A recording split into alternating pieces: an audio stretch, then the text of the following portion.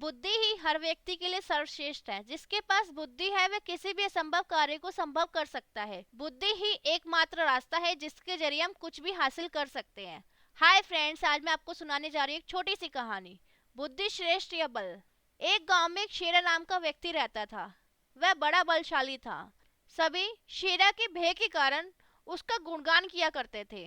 उसी गांव में एक बुद्धिमान राजवीर नाम का व्यक्ति रहता था। वो शेरा से डरता नहीं था और व्यर्थ में उसका गुणगान नहीं करता था।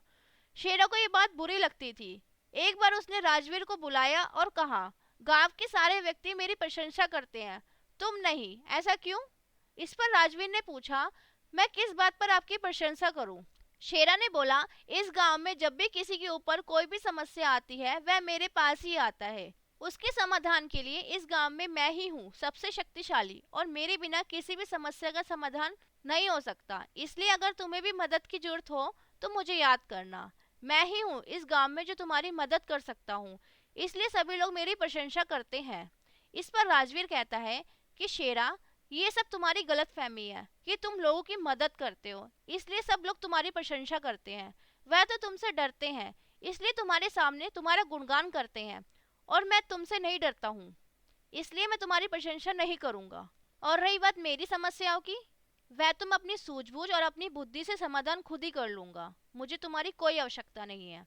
इस पर शेरा हंसता हुआ कहता है कि राजवीर, तुम किस बुद्धि की बात कर रहे हो? जब किसी इंसान के ऊपर कोई समस्या आती है तो उसका बल ही उसकी मदद कर सकता है।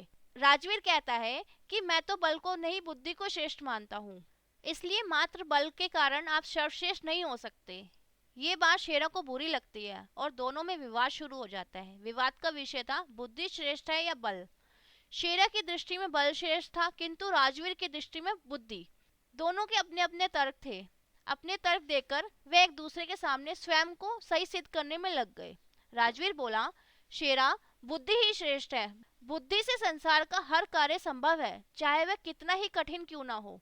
बुद्धि से हर समस्या का निदान संभव है, चाहे वह कितनी ही विकट क्यों ना हो। मैं बुद्धिमान हूँ और अपनी बुद्धि का प्रयोग कर किसी भी मुसीबत से आसानी से निकल सकता हूँ, कृपया ये बात मान लीजिए। राजवीर का तर्क सुन शेरा भड़क गया और बोला, चुप कर राजवीर, तू बल और बुद्धि की तुलना कर बुद्धि को शेष बता रहा है।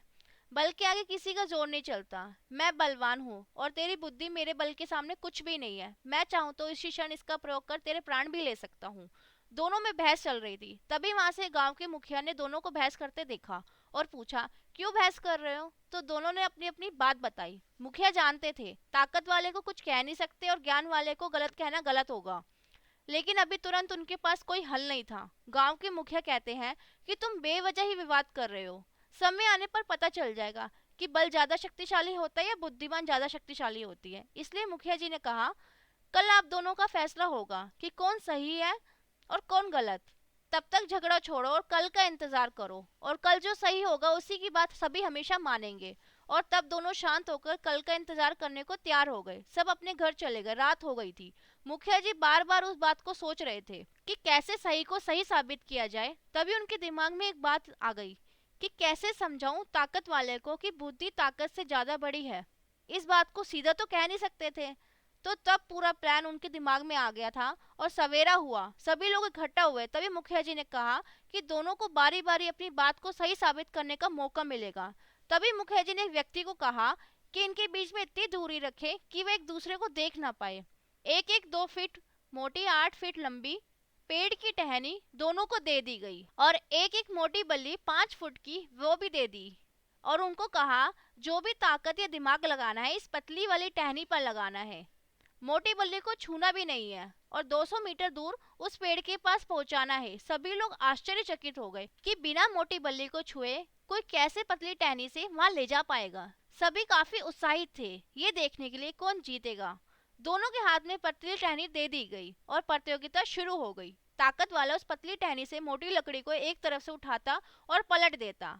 50 मीटर तक जाते जाते उसकी टहनी टूट गई और दूसरा बड़े आराम से टहनी को मोटी बल्ली के बीच फंसाकर रोल कर देता था। ऐसा करते करते वह वहां पहुंच गया और जीत गया।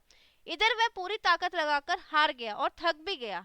तब उसे समझ आया कि ताकत से जो भी नहीं हो पाता वह बुद्धि से हो जाता है, और तब उसकी आंखें खुलती है और वह मान लेता है कि ताकत से बड़ी बुद्धि होती है। बुद्धि असंभव कार्य को संभव कर सकती है। इस कहानी से हमें ये पता चलता है कि बुद्धि का प्रयोग कर हर समस्या का निराकरण किया जा सकता है, इसलिए बुद्धि को कभी कमतर ना समझिए। तो दोस्तों, अगर ये कहानी आपको पसंद आई है तो इस कहानी को प्लीज लाइक कीजिए, सब्सक्राइब कीजिए, कमेंट कीजिए और शेयर करना ना भूलिए। धन्यवाद।